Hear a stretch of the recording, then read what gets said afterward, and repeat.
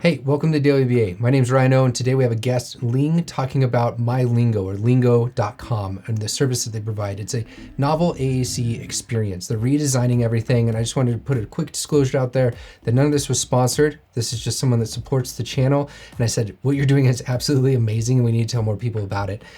So welcome to the discussion, and I'll see you afterwards. My name is Ling Ly Tan. I am a board-certified behavior analyst from Toronto, Canada. I've been practicing in the field for over 17 years now. So for the agenda for this evening here is I'm just going to talk about how and why I got started with Linggo. And then I'll start discussing some of the behavior analytic concepts and how I designed it with a behavior analytic lens with the AAC, touching on relational frame theory, verbal behavior, such as manding, and then all the goodness that is data collection that's integrated with the communication partners application. So to kind of give you a background story, working for 17 years in the field in Canada, the way Canada is structured to provide services or ABA services to children with autism, developmental disabilities is significantly different from what we see in the USA, where in the US, ABA funding is covered through insurance, but over here it's provided through the government. And Ontario, Canada, specifically Ontario, has had a lot of problems with providing services to children. Like right now, the current reality is that, children are getting $5,000 handouts or $20,000 handouts every year. If you are 5 years old or older, you only get $5,000 to cover for ABA services that year. And if you're under the age of 5, you get $20,000. And the thing is that not only that, even before getting the handout, you're waiting years on the wait list for ABA services. And that is a sad reality, because most of these children, they only get maybe 1 or 2 years or 3 years maximum of service. And as a clinical supervisor, I felt such an enormous pressure to get as much as I can get done for these children while they're in treatment and service. And so I figure we got to do something about this. I need to play my part in this field and do my best as a behavior analyst to provide the best service I can for these children.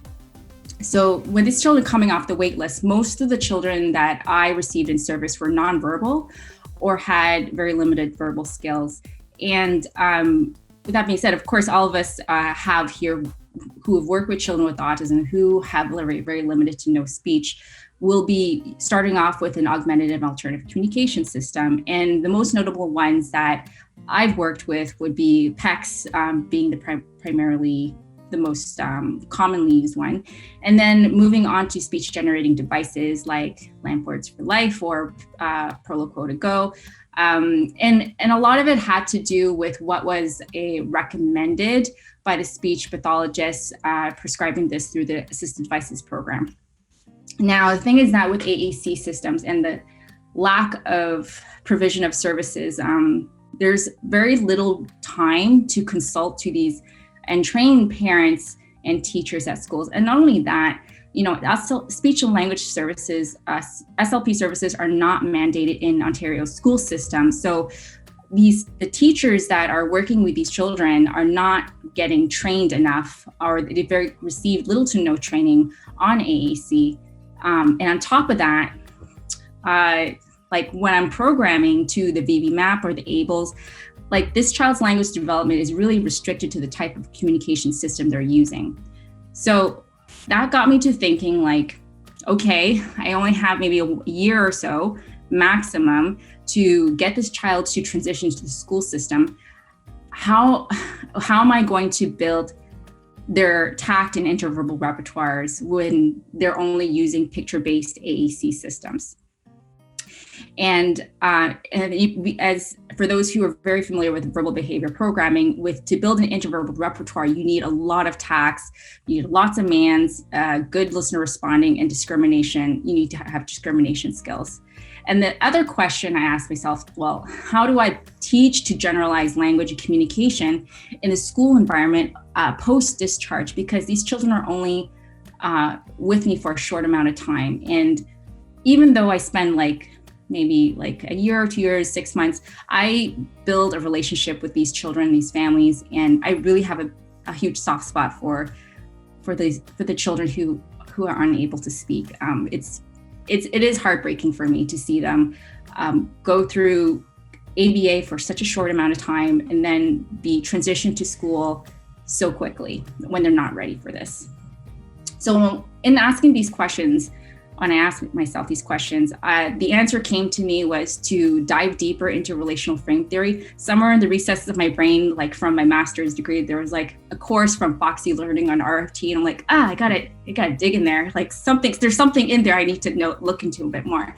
And in looking into this, the answer was not in the pictures; it's in the words. These children need to transition from pictures to words, and therefore build literacy skills. So when we're diving into relational frame theory, I'm sure all of you here are very familiar with relational frame theory, but just to recap, relational frame theory is a radical behavior analytic theory of human language and cognition. And the language is really formed through relational frames. And or these patterns of responding, relational patterns of responding are really at the core of human language and cognition. And there's lots of heavy empirical support for language instruction using RFT techniques. And in the research, from what I've seen and looking at frames of coordination, almost as similar to stimulus equivalence, with Rayfeld and Root, and she conducted a couple studies with 3 adults with developmental disabilities to mand for preferred items using pictures, and she was able to establish derived manding. So these adults were able to demand with text instead of pictures using conditional discrimination training. We also see development of literacy skills, even in the earliest studies by Murray Sidman in the 1970s, where they taught teenagers with intellectual disabilities and Down syndrome to read using stimulus equivalence procedures. So these procedures have long been around, and while I thought about this, I was like, how can I use this and apply this in a speech generating device, and what method could I take to do that? And the answer came to me was, well, you need to pair them closely together and probably establish them within stimulus fading of the picture over time. So just to touch on the importance of literacy skills here. Number one, literacy skills are very important. One, it fosters inclusion in academic environments. So if the child is communicating with words instead of pictures, they're more likely to engage in activities that support learning. And furthermore, it furthers cognitive development and fosters more learning. Text is more prominent in real world settings. It's also less socially stigmatizing than picture-based communication. In the real world, people are not necessarily always communicating or exchanging pictures, they're using their words.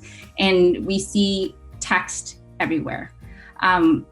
Literacy skills also help help a person have better access to employment opportunities, and it allows cultivation of social relationships with other people, with social media platforms. Text is predominantly what people are using to communicate. So 2017, that's like 3 to 4 years ago. It feels like ages ago. I decided to I'm just going to think about this and really ideate it. So I spent 8 months writing. This is my frames of coordination drawing here. And I wireframed everything based on what I knew about the BB map from all the levels, and how would I move from manding to tacting to interverbal, and how could I teach this using a wireframe prototype? And I squeezed it basically into a binder. So I walked around, with this binder for a good year and a half and worked on the prototype. And then, where I was looking for how am I going to get funding to build a high-tech version, and I applied for a grant for the Center for Aging and Brain Health Innovation, and they awarded us $50,000 to build the first version. So in terms of the design, when it comes down to the way I looked at it was I really wanted to reduce the response effort of being able to retrieve words engage in functional communication. So basically, there's 3 different panels on the communication screen. The first one is communicator, the other one is freeform, and the third one is quick chat.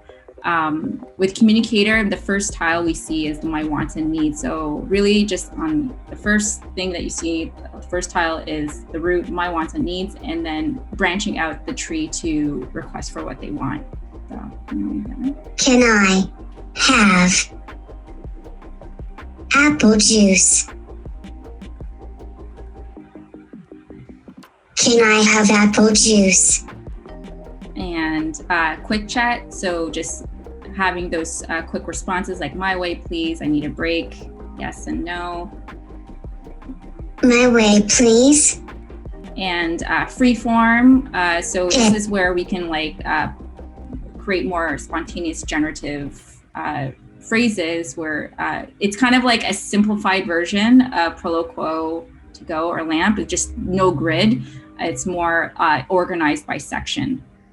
So it's organized by connecting words, categories. There's also a keyboard where you can type or you can search for the word.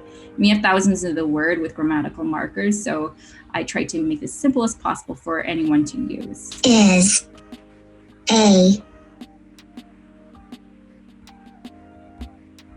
big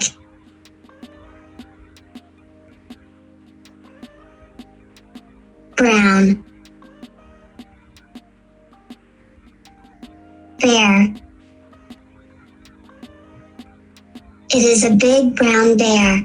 Now, so some of you may be like, what's the point of this here? Okay, I've licensed from Tobii Dynavox, and they have an image for every single word. However, if we want to remove these arbitrary symbols that really just don't necessarily need to have a place in an AAC, they can easily just be removed from in the library, and you can just customize whatever picture or word, whatever picture or no picture for each word tile. Now, with regards to transition to literacy, there's 2 different ways that you can transition and using within stimulus fading. And one of that is through size or transparency, and you can do it incrementally between 3 to 20 trials. And so for the sake of this presentation, I'm just putting it at 35% or 25%. And I'm letting it fade consecutively. So there's 2 ways to fade. One, if you just want to let it run consecutively as the person hits speak, or if the person speaks independently and you mark it as independent from your communication partner app. So there's a data collection, a separate app that you create and you collect data on the level of independence provided. Okay. So I'm just going to make this. Ball.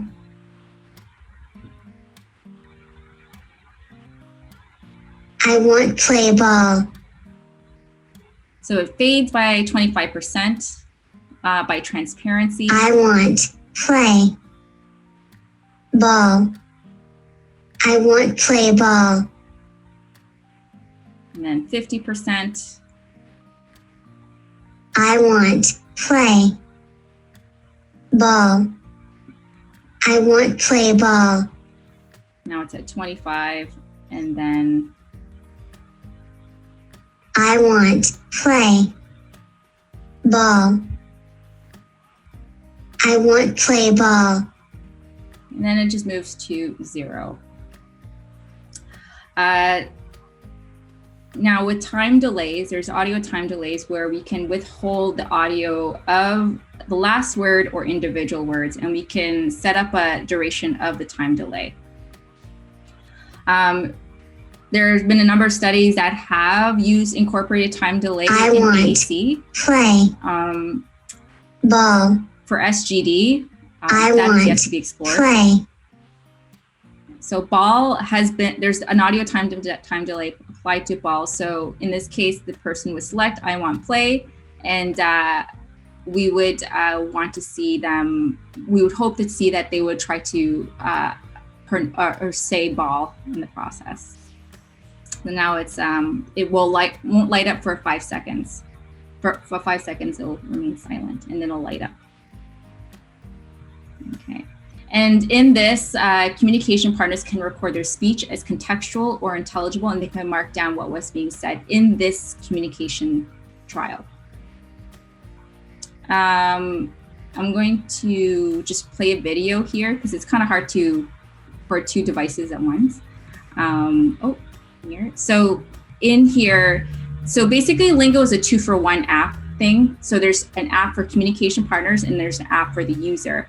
And the user invites communication partners after they've created a profile and invites them to be a part of the team. And then they would collect data on their communication. So they invite them from here, their dashboard, and I'm just going to move up a little bit here. Send invite. So this is the communication partner application where they get an invitation and they accept. And they can have up to 3 users in one session at a time.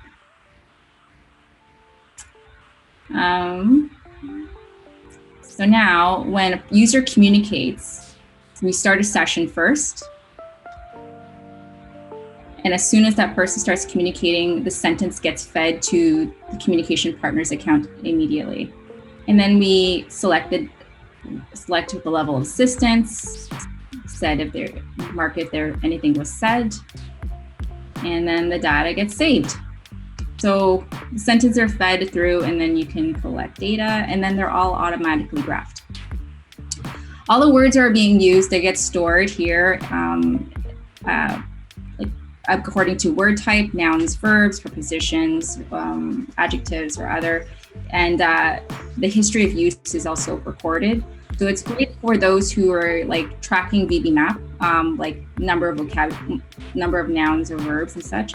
We also graph the frequency per day, sight words, vocal speech, and the entire history of what was being said as well, even if they're not in session. There is a graph database. So what's fundamentally different from Linggo and other traditional AAC systems is that there is a couple graph databases that store Linggo reporting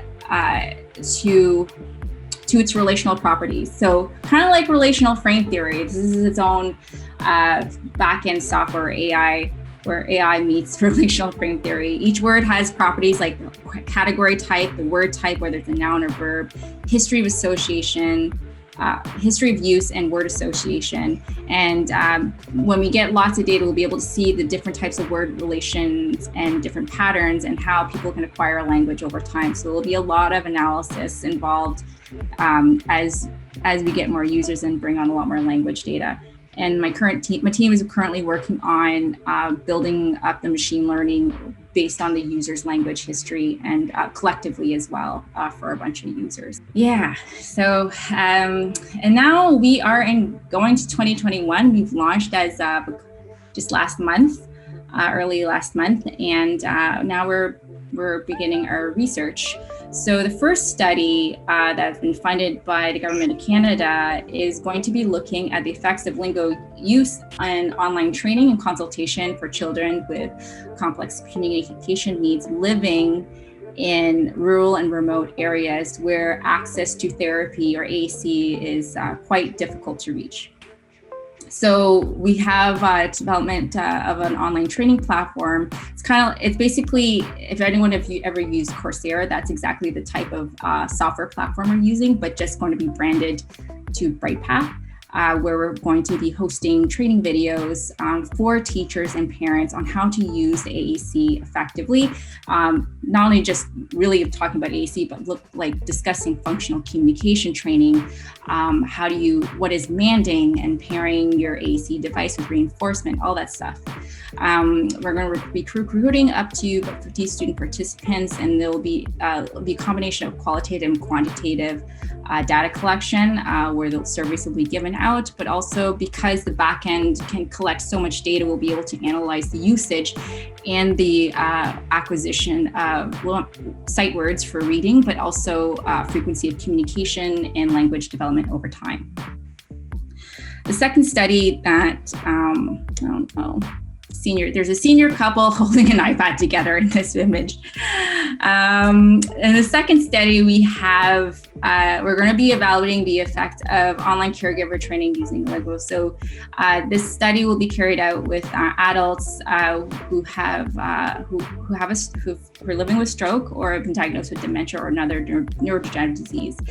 And similarly, we'll be using an online training platform to provide the AAC training and then evaluating like how they're using it with the adults. And we'll have about up to 20 adult participants. Those three forms, so it's freeform, communicator, and quick chat. Is that right? Those are super cool because when I was practicing, some of the limitations I used to run into was like there was just like wasn't that freeform sort of ability, which is really necessary to start like forming language or like inducing it, like you were talking about with the delays and such. And then the quick communicator is nice for a multitude of reasons, but just like the concept of just like quickly communicating something and be able to tap and just like get to those quickly instead of the scrolling and digging that's necessary in some of these others is super cool. So I like that utility and how you pair this with layering in the research. It's like to the moon. Hopefully it goes well. Like you've got all the components here, right? For something really impactful. So that's exciting. The link is in the top description here or here. You can check it out. And Ling, you're doing amazing stuff. I'm so excited. I wish you the best. And I hope that this really transforms the way in which people are receiving services through AAC devices. Keep chasing the data. And thank you again for creating something that so many people need. That's your Daily Beat.